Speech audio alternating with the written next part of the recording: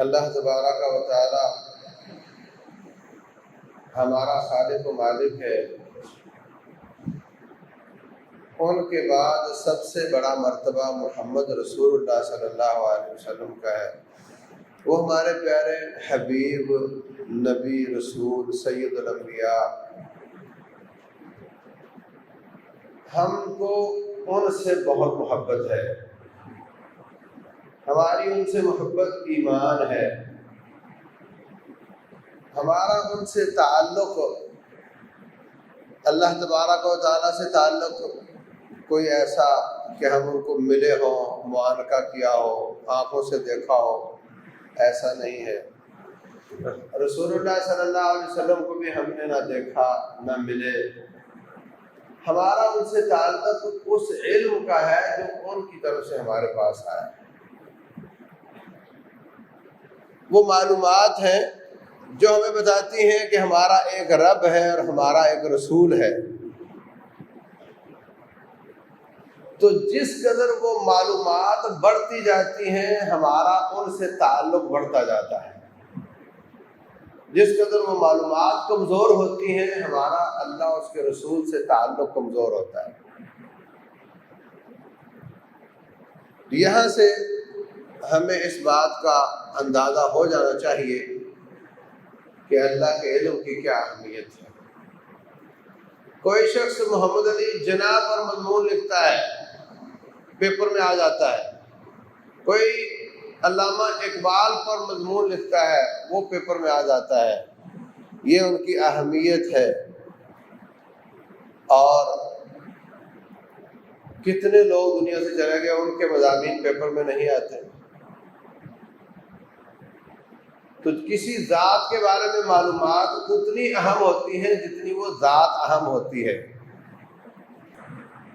تو کس قدر ضروری ہے کہ ہم ان کی معلومات حاصل کریں، رسول اللہ صلی اللہ علیہ وسلم کی سیرت کو پڑھیں، صحابہ کرام کی سیرت کو پڑھیں، یہ ہمارے لیے بہت ضروری ہے۔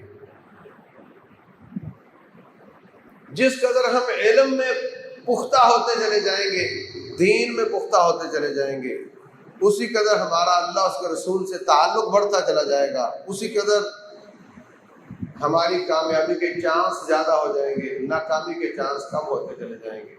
بنیاد علم ہے۔ رسول اللہ صلی اللہ علیہ وسلم فرماتے ہیں جب انسان ابھی پیدا نہیں ہوا اس کے پاس ایک فرشتہ آتا ہے، یبعث الیہ ملک بکتب رزقہ وعملہ واجلہ وشقی ام سعید۔ ایک فرشتہ آ کر روح پھونک دیتا ہے، بوٹی ہلنے لگ جاتی ہے، وہ لکھ دیتا ہے کہ کیا کرے گا، کیا کمائے گا، کب مرے گا، پھر جنت میں جائے گا یا جہنم میں جائے گا۔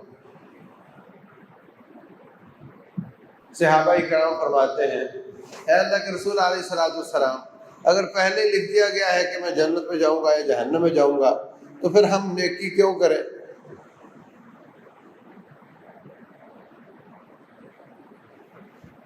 اس کا ایک جواب تو میں دیتا ہوں کہ جب پہلے سے لکھ دیا گیا ہے کہ آپ جنت میں جائیں گے یا جہنم میں، تو آپ کا سوال ہے کہ نیکی کیوں کریں؟ تو آپ یہ کیوں نہیں کہتے کہ ہم گناہ کیوں کریں؟ آپ اپنے آپ کو جہنمی تصور کیوں کرتے ہیں کہ چونکہ میرے لیے جہنم لکھی ہے تو میں نیکی کیوں کروں؟ آپ یہ کیوں نہیں کہتے کہ چونکہ میرے لیے جنت لکھی ہے تو میں گناہ کیوں کروں؟ آپ منفی سوچ کیوں رکھتے ہیں؟ آپ کو مثبت سوچ رکھنی چاہیے۔ میں ایمان والا ہوں، نیکی پر ہوں، انشاءاللہ اللہ نے میرے لیے جنت لکھی ہے اور انشاءاللہ میں نے نیکی کرنی ہے اور میں نے گناہوں سے بچنا ہے۔ دوسرا جواب جو رسول اللہ صلی اللہ علیہ وسلم نے دیا وہ یہ فرمایا اعملوا فکل میسر لما خلق لہ، عمل کرو، جس ٹھکانے کے لیے تمہیں پیدا کیا گیا ہے وہی راستہ تمہارے لیے آسان ہو جائے گا، وہ راستہ تمہارے لیے آسان ہو جائے گا۔ یہ تقدیر کا موضوع الگ ایک لمبی بحث ہے، اس میں الجھنا نہیں چاہتا، لیکن جو آج کی مناسبت سے بات ہے وہ اتنی ہے، فرمایا عمل کرو، جس ٹھکانے کے لیے پیدا کیے گئے ہو وہی تمہارے لیے اسی کا راستہ آسان ہو جائے گا۔ دوسری طرف علم کے بارے میں فرمایا من سلک طریقا یلتمس فیہ علما سہل اللہ لہ بہ طریقا الی الجنہ، جو شخص اللہ کے دین کا علم حاصل کرنے کے لیے کسی راستے پر چلتا ہے، اللہ تعالیٰ اس کی جنت کا راستہ آسان کر دیتا ہے۔ پچھلی حدیث میں کیا فرمایا؟ عمل کرو، جس ٹھکانے کے لیے پیدا ہوئے ہو وہی آسان ہوگا۔ اس حدیث میں فرمایا جو علم کا راستہ اختیار کرتا ہے اس کے لیے جنت کا راستہ آسان ہوتا ہے۔ تو ثابت ہوا جو دین کے علم کے راستے پر چلتے ہیں اللہ تعالیٰ نے ان کو جنت کے لیے پیدا کیا ہے، جنت کا راستہ آسان ہے۔ آپ جمعہ پڑھنے کے لیے آتے ہیں، نیت کر کے آؤ کہ میں علم حاصل کرنے کے لیے جا رہا ہوں، اور جمعہ وہاں پڑھو جہاں علم ملتا ہے، جہاں پر آپ کا وقت ضائع نہیں کیا جاتا۔ تو یہ راستہ جو آپ چل کر آتے ہیں، یہ راستہ بھی اللہ تعالیٰ اس کے قدم بھی شمار کرتا ہے۔ فرمایا من سلک طریقا یلتمس فیہ علما سہل اللہ لہ بہ طریقا الی الجنہ، العلماء ورثۃ الانبیاء، علماء انبیاء کے وارث ہوتے ہیں۔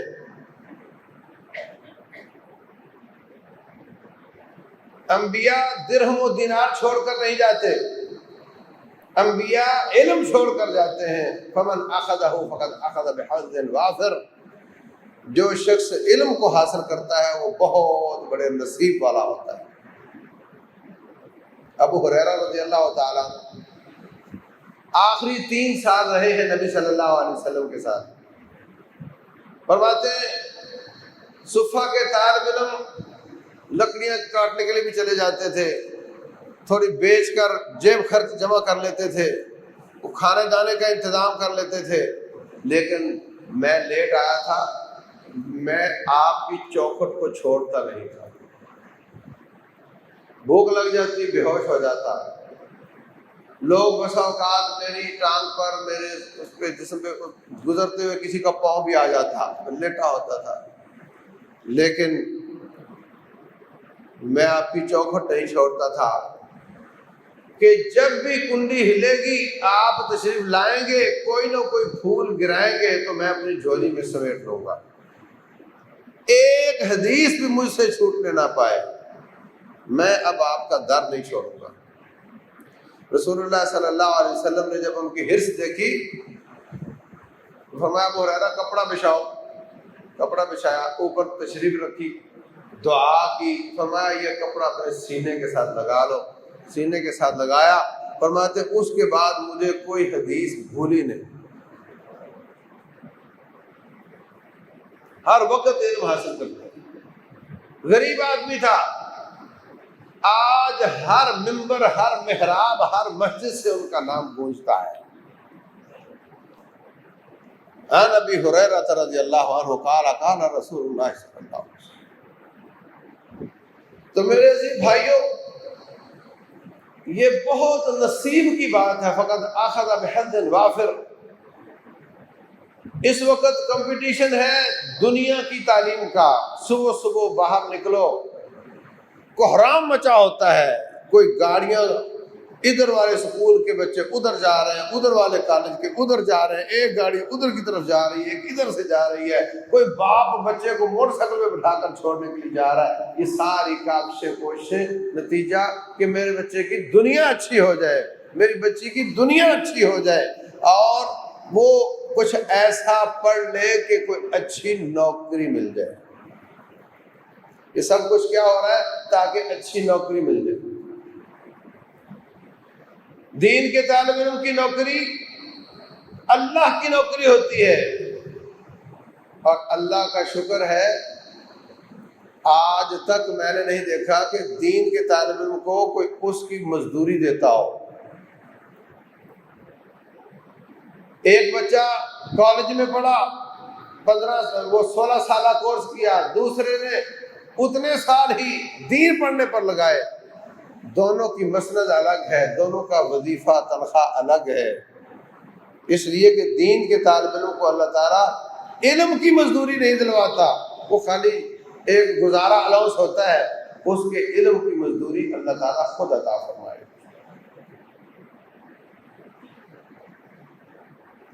اس کے باوجود کہ پورا یورپ پاکستان پر محنت کر رہا ہے، پاکستان کے شعبہ تعلیم میں باقاعدہ انویسٹمنٹ کی جاتی ہے، باقاعدہ ان کے ٹیچر ٹریننگ کورسز کو سپانس کرتا ہے، پیسے دیتے ہیں، یہ فلاں ملک یورپ کا دے رہا ہے، اس کورس کو فلاں ملک یورپ کا پیسے دے رہا ہے۔ اور مجھے اس کورس میں کام کرنے والے ساتھی نے بتایا کہ باقاعدہ پیچھے سے ہدایات آتی ہیں کہ جو ٹیچر اور لڑکی اور لڑکے ایک بینچ پر بیٹھے ان کے نمبر زیادہ لگانے ہیں، اور جو لڑکے ایک بینچ پر، لڑکی ایک بینچ پر، ان کے نمبر کم لگانے ہیں، اور اگر وہ لڑکی اور لڑکا ایک بینچ پر بیٹھ کر آپس میں باتیں کریں، شرارتیں کریں تو اور زیادہ نمبر لگانے ہیں، اور اگر نہ کریں تو کم لگانے ہیں۔ باقاعدہ یہ ساری ہدایات کے ساتھ پیچھے سے پیسہ آتا ہے ہمارے تعلیمی سسٹم کو تباہ کرنے کے لیے۔ اس کے باوجود سب کی رغبت یہ ہے کہ ادھر جایا جائے، سب یہ چاہتے ہیں کہ دنیا سیکھی جائے تاکہ اچھی نوکری مل سکے، پڑھتے ہیں دنیا کمانے کے لیے، لیکن اس کے باوجود کچھ لوگ اس بات کو ترجیح دیتے ہیں کہ ہمیں اللہ کا دین پڑھنا ہے۔ ان کو معلوم ہے کہ مجھے کوئی اچھی نوکری نہیں ملے گی، وہ اللہ کے لیے اپنے آپ کو وقف کرتے ہیں۔ لوگوں کے غلط رویے، لوگوں کے غلط سلوک کی وجہ سے کتنے علماء ایسے ہیں جنہوں نے توبہ کر لی کہ اپنے بچوں کو دین نہیں پڑھانا، میرے ساتھ بہت برا سلوک ہوا، اب میں نے بچوں کو دین نہیں پڑھانا۔ جتنے معروف علماء کے نام آج سے 10 سال پہلے، 20 سال پہلے آپ کو بڑے بڑے معروف خاندان نظر آتے تھے، ہمیں آج ان خاندانوں میں ان کے وفات پانے کے بعد تو دین کے طالب علم نظر نہیں آتے، الا ماشاء اللہ۔ اس میں ہمارا قصور بہت بڑا ہے کہ ہم نے ان کو ان کا حق کم از کم عزت افزائی میں دیا ہوتا، لیکن اس کے باوجود کچھ لوگ اس ساری بدسلوکی کے باوجود اس بات کو پسند کرتے ہیں کہ ہم اللہ تعالیٰ کا دین پڑھیں۔ مجھے بہت پریشانی ہے کہ اگلی نسل کو ہم کیا دینے جا رہے ہیں۔ سب پیرامیٹر بنے ہوئے ہیں، اتنے 100 عوام پر ایک ڈاکٹر ہونا چاہیے، اتنی آبادی پر ایک ہسپتال ہونا چاہیے، لیکن اس کا کوئی پیرامیٹر نہیں کہ کتنی آبادی کے لیے ایک عالم دین ہونا چاہیے۔ سب پیرامیٹر بنے ہوئے ہیں، چپڑاسی ہو تو اتنی تعلیم ہونی چاہیے، اتنا قد ہونا چاہیے، اتنا ایکسپیرینس ہونا چاہیے، ٹیچر ہوگا تو اس کے یہ کرائٹیریا ہونا چاہیے، لیکن اس منبر و محراب کے لیے کوئی قاعدہ ضابطہ نہیں ہے۔ آپ جا کر پورے معاشرے کے منبر و محراب کے وارثوں کو دیکھ لو، اور جو ٹی وی پہ آ کر کے دین کی بات کرتے ہیں ان کو دیکھ لو، ان کی عقل دیکھ لو، ان کی شکل دیکھ لو، کوئی معیار نہیں ہے۔ بس جگلری جانتا ہو، تھوڑا بات کو گھمانا جانتا ہو، تھوڑا چکر دینا جانتا ہو، اور تھوڑا مخصوص قسم کی پگڑی اور مخصوص قسم کے کپڑے پہن لے تو وہ اس منبر و محراب کا وارث بن سکتا ہے۔ اور ہمیں اس بات پر کوئی اعتراض نہیں۔ ہم اپنی ہٹی دکان پر بہت چالاک اور بڑے خراٹ ہوتے ہیں، کوئی ہمیں دھوکہ نہیں دے سکتا۔ ہم لوگوں کے ذہن پڑھ لیتے ہیں، ان کے چہرے پڑھ لیتے ہیں، ڈیل کر کر کے ہمیں بہت تجربہ حاصل ہو چکا ہے، لیکن دین کے معاملے میں آنکھیں بند کر کے اس مولوی کے کندھے پہ ہاتھ رکھ دیتا ہے، لے جا جس کھڈے میں لے کر جانا ہے، اپنی عقل کا سوئچ آف کر دیتا ہے۔ دین کہاں سے ملے گا آپ کو؟ نہ آپ نے اس کے لیے بچے پیش کیے کہ دین پڑھیں، نہ آپ نے اس کا کوئی معیار رکھا۔ کیا اللہ کا دین اتنا لاوارث ہو گیا ہے کہ اس کا کوئی معیار نہیں ہے؟ آپ دیکھ لو، رسول اللہ صلی اللہ علیہ وسلم نے فرمایا تھا ان اللہ لا يقبض العلم انتزاعا، اللہ علم کو لوگوں کے سینوں سے چھین کر نہیں نکالے گا کہ لوگ سو رہے تھے صبح اٹھے تو جاہل ہو گئے، ایسا نہیں ہوگا۔ ولیکن یقبضہ بقبض العلماء، اللہ علم کو اٹھا لے گا علماء کو اٹھانے کے ساتھ۔ حتی اذا لم یبق عالما، یہاں تک کہ جب عالم باقی نہیں رہے گا، اتخذ الناس رؤوسا جہالا، لوگ جاہلوں کو اپنا رئیس بنا لیں گے۔ فسئلوا فافتوا بغیر علم فضلوا واضلوا، لوگ ان سے مسائل پوچھیں گے، وہ جہالت کے باوجود جواب دیں گے، خود بھی گمراہ ہوں گے، لوگوں کو بھی گمراہ کریں گے۔ کیا آج یہ شکل نظر نہیں آ رہی؟ جماعتوں کے، دینی جماعتوں کے سربراہان کی کوئی کوالیفیکیشن چیک تو کرے، کون کس مدرسے سے پڑھا ہے، مدارس میں تعلیم کتنی کمزور ہے، فقہ کا کتنا غلبہ ہے، یہ الگ کہانی ہے۔ اس کمزور سسٹم میں بھی یہ گزر کر نہیں آیا ہے اور آ کر کے بیٹھ گیا لوگوں کے سب پر۔ آپ غور کر کے دیکھ لو، یہ ڈاکٹر ہے اور یہ انجینئر ہے اور یہ سربراہ ہے اور یہ فتوے دیتا ہے۔ تو میرے عزیز بھائیوں، اس قدر کمزوری ہے تو پھر نیچے دین کتنا کمزور ہوگا۔ اور آج تو اس طرح کے لوگ بھی میسر ہیں، کل اگلی نسل کے لیے آپ کیا چھوڑ کر جا رہے ہیں۔ سندھ میں سینکڑوں کلومیٹر سفر کر جاؤ، بدی الدین راشدی رحمۃ اللہ علیہ کے بعد کوئی سرکردہ عالم دین نظر نہیں آتا۔ بلوچستان میں 1000 کلومیٹر سفر کر جاؤ، آپ کو عبدالغفار زامرانی رحمہ اللہ کے بعد کوئی سرکردہ عالم دین نظر نہیں آتا۔ اور ہمارے علاقے میں آپ دیکھ لو، بڑے بڑے خاندان تھے، ان کے بعد کیا ہوا؟ ان کی اولادوں میں اس طرح کا کوئی عالم دین نظر نہیں آتا۔ ہم اگلی نسل کے لیے، ان کی تربیت کے لیے، ان کے ایمان کے لیے، ان کے اللہ اس کے رسول سے تعلق کے لیے کیا چھوڑ کر جا رہے ہیں؟ ان کی دنیا اچھی کرنے کے لیے آپ کاروبار چھوڑ کر جا رہے ہو، ان کی دنیا اچھی کرنے کے لیے بڑے بڑے محلات چھوڑ کر جا رہے ہو، ان کا دین اچھا کرنے کے لیے کیا چھوڑ کر جا رہے ہو؟ یاد رکھو،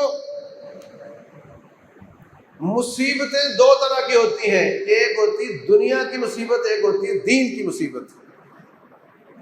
دین کی مصیبت سے دین کم ہوتا ہے، دنیا کی مصیبت سے دنیا کم ہوتی ہے۔ اور جو اللہ والے ہوتے ہیں وہ دنیا کی مصیبت کو برداشت کرتے ہیں، دین کی مصیبت کو برداشت نہیں کرتے۔ جو اللہ والے ہوتے ہیں وہ دنیا کی مصیبت کو برداشت کرتے، اگر دین میں مصیبت آ جائے تو اس کو دنیا میں کنورٹ کرتے ہیں، تبدیل کرتے ہیں۔ اور جو دنیا والے ہوتے ہیں وہ دنیا کی مصیبت کو دین کی طرف تبدیل کر لیتے ہیں کہ دین کمزور ہو جائے، دنیا کمزور نہ ہو۔ مثال دے دوں، عبداللہ بن عباس رضی اللہ تعالیٰ عنہ فرماتے ہیں، اپنے شاگرد عطا کو کہتے ہیں ادھر آؤ، میں آپ کو ایک بوڑھی عورت دکھاتا ہوں جس نے جنت میں جانا ہے۔ صحیح مسلم کی حدیث۔ اس کو کیا مسئلہ کہا؟ اس کو مرگی کے دورے پڑتے تھے، جہاں چاہے گر جاتی، تڑپ تڑپ کر کپڑے کھل جاتے تھے۔ آئی آ کر کہتی ہے میرے لیے دعا کر دیں۔ رسول اللہ صلی اللہ علیہ وسلم فرماتے ہیں ان شئتی دعوت لکی وان صبرتی فلک الجنہ۔ آپ سے کوئی یہاں امام صاحب سے کہے کہ میرے لیے دعا کر دو تو کیا انکار کرے گا؟ اس نے دعا کا ہی کہا تھا، دوائی کا تو نہیں کہا تھا۔ فرمایا بی بی اگر چاہتی ہو تو دعا کر دیتا ہوں، اور اگر نہ کرواؤ تو تیری بیماری کے بدلے میں جنت کی شہادت دیتا ہوں۔ کہنے لگی زہے قسمت ایک بیماری کے بدلے جنت، مجھے دعا نہیں چاہیے، بس اتنا کر دیں کہ جب میں گرا کروں، تڑپا کروں، منہ سے جھاگ نکلے تو کم از کم میرا تہبند نہ کھلے، میرے کپڑے نہ ہٹے۔ آپ نے اتنی دعا کر دی، گرا کرتی تھی، تڑپا کرتی تھی، تہبند نہیں کھلتا تھا۔ عبداللہ بن عباس فرماتے ہیں اس نے جنت میں جانا ہے۔ اگر وہ دعا کر لیتی دنیا کی مصیبت ختم ہو جاتی، جنت مشکوک ہو جاتی۔ اب جنت یقینی بنا لی، دنیا کی مصیبت کو برداشت کیا۔ اس کے مقابلے میں ہماری حالت کیفیت کیا ہے کہ اگر کسی کو 4-5 سال گزر گئے، شادی ہو گئی، بچے پیدا نہیں ہو رہے، تو جناب وہ پہنچ جاتا ہے ادھر ادھر، اور جب وہاں سے مایوسی ہو تو پھر پہنچ جاتا ہے رات کے اندھیرے میں قبر پر پیٹ رگڑنے کے لیے۔ ایمان گیا، اسلام گیا، عقیدہ برباد ہوا، شرک کر بیٹھا کہ مجھے میرا دین جاتا ہے تو جائے پہاڑ میں، مجھے دنیا ملنی چاہیے، مجھے بچہ ملنا چاہیے، اور بچہ پھر بھی نہیں ملتا۔ تو اس شخص نے دنیا کی مصیبت کو دین کی بنا لیا۔ یوسف علیہ السلام کو آفر ہوئی، اگر وہ اس عورت کی آفر کو مان لیتے تو دنیا اچھی ہو جاتی، لذت ملتی، مگر دین خراب ہوتا، آخرت برباد ہوتی۔ انہوں نے دنیا کی مصیبت کو برداشت کر لیا کہ جیل میں ڈال دیے گئے، مگر دین کی مصیبت کو برداشت نہیں کیا کہ ان کو گناہ ملے آخرت میں۔ کہنے لگے رب السجن احب الی مما یدعوننی الیہ، اے اللہ جو کام یہ مجھ سے چاہتی ہیں اس سے بہتر ہے مجھے آپ قید کروا دیں۔ آپ دنیا کی مصیبت برداشت کروں گا، دین کو کمزور نہیں ہونے دینا چاہتا۔ مثالیں بھری پڑی ہیں انبیاء کرام کی سیرت میں۔ تو بھائیو، دنیا کے علم سے دنیا اچھی ہوتی ہے، دین کے علم سے دین اچھا ہوتا ہے، اس کا نہیں پورے معاشرے کا اچھا ہوتا ہے۔ اب آپ کو کون سی مصیبت کو برداشت کرنا ہے؟ اور حقیقت تو یہ ہے کہ ہم سے پوچھو، دین پڑھنے سے دنیا بھی اچھی ہو جاتی ہے، ایسی کوئی بات نہیں۔ وہ جو میں نے حدیث سنائی تھی نا کہ ابھی 4 مہینے کا ہوتا ہے، لکھ دیا جاتا ہے کیا کمائے گا، کیا کمائے گا، وہ مل ہی جاتا ہے، آپ نے دین پڑھا ہو یا دنیا پڑھی ہو۔ دنیا پڑھے ڈاکٹر پکوڑے بیچتے ہیں پشاور میں، آپ ویکینسی نکالو بی اے پڑھے کے لیے، لوگ آ جاتے ہیں پی ایچ ڈی کی ڈگریاں لے کر، ہمیں بھی رکھ لو، ایسی کوئی بات نہیں۔ دین کا طالب علم کبھی جاب لیس نہیں ہوتا، لیکن وہ لوگ جن کو اللہ تعالیٰ نے کچن سے، گھر کے اخراجات سے بے نیاز کیا ہوا ہے، ان کو کوئی فکر نہیں ہے، وہ اپنے بچوں کو دین کیوں نہیں پڑھاتے؟ ان کو کیا پریشانی؟ ایک غریب بچہ دین پڑھے گا، اس کی اپروچ مخصوص علاقے تک ہوگی، سیٹھ کا بچہ دین پڑھے گا تو اس کی اپروچ بہت دور تک ہوگی۔ آپ کی فیملیوں میں، آپ کے گھروں کے اندر رسائی باہر کے طالب علم کی نہیں ہو سکتی جتنی آپ کے اپنے بچے کی ہو سکتی ہے۔ اگر وہ دین پڑھے گا، اگر ہم دین کو سنجیدہ لیتے ہیں، اگر ہم دین کی کوئی اہمیت سمجھتے ہیں تو اس کے لیے ہمیں قربانی دینی پڑے گی۔ دین اللہ کے نزدیک بہت اہم ہے۔ رسول اللہ صلی اللہ علیہ وسلم کی اہمیت اور مقام اور مرتبے کو آپ پہچانتے ہیں، کوئی شک تو نہیں؟ اللہ سے اپنے حبیب کی محبت میں کوئی شک تو نہیں؟ اللہ تبارک و تعالی اپنے دین سے بھی محبت کرتا ہے، دین کو لانے والے محمد سے بھی محبت کرتا ہے صلی اللہ علیہ وسلم، لیکن دونوں کا موازنہ کر کے دیکھو، کیا قانون یہ ہے کہ اے میرے پیارے حبیب آپ گھر میں بیٹھے رہو، مارکے میں مت جاؤ، آپ کو خراش بھی نہیں آنی چاہیے، میرا دین غالب ہوتا ہے ہو، نہیں ہوتا ہے نہ ہو، یہ قانون ہے؟ یہ قانون ہے، فقاتل فی سبیل اللہ لا تکلف الا نفسک، اے میرے پیارے حبیب اللہ کے راستے میں قتال کرو تم اکیلے ہی پابند ہو، بڑھ جاؤ، کٹ جاؤ. اور فرماتے ہیں لَوَدِدتُّ أَنْ أُقْتَلَ فِي سَبِيلِ اللَّهِ، میں محمد چاہتا ہوں اس دین پر قربان ہو جاؤں، پھر مجھے زندگی ملے، پھر میں قربان ہو جاؤں، پھر مجھے زندگی ملے، پھر میں قربان ہو جاؤں. جس دین پر کائنات کے سب سے عظیم شخصیت قربان ہو رہی ہے، اس دین کی اللہ کے نزدیک کیا اہمیت ہو. پیارے حبیب محمد صلی اللہ علیہ وسلم سے کوئی اعلیٰ شخصیت لا سکتے ہو؟ جب کائنات کی افضل ترین شخصیت اس اسلام پر قربان ہے تو اللہ کے نزدیک اس اسلام کی کیا اہمیت ہو. وَقَاتِلُوهُمْ حَتَّى لَا تَكُونَ فِتْنَةٌ وَيَكُونَ الدِّينُ كُلُّهُ لِلَّهِ. اے میرے نبی صلی اللہ علیہ وسلم، اے میرے ان کے ساتھیوں، اس اسلام کو اوپر کرنے کے لیے جانیں لڑا دو. وَيَكُونَ الدِّينُ كُلُّهُ لِلَّهِ، یہاں تک کہ سارا دین اللہ کا غالب ہو جائے. اس دین کی اہمیت میرے رب کے نزدیک یہ ہے، یہ نہیں کہ کائنات کی افضل ترین شخصیت محمد کو خراش نہ آئے، اسلام پر خراش آ جائے، بلکہ قانون یہ ہے کہ ان کو شہادت بھی مل سکتی ہے مگر دین کو بلند ہونا چاہیے. اس دین کے لیے آپ نے کیا کیا ہے؟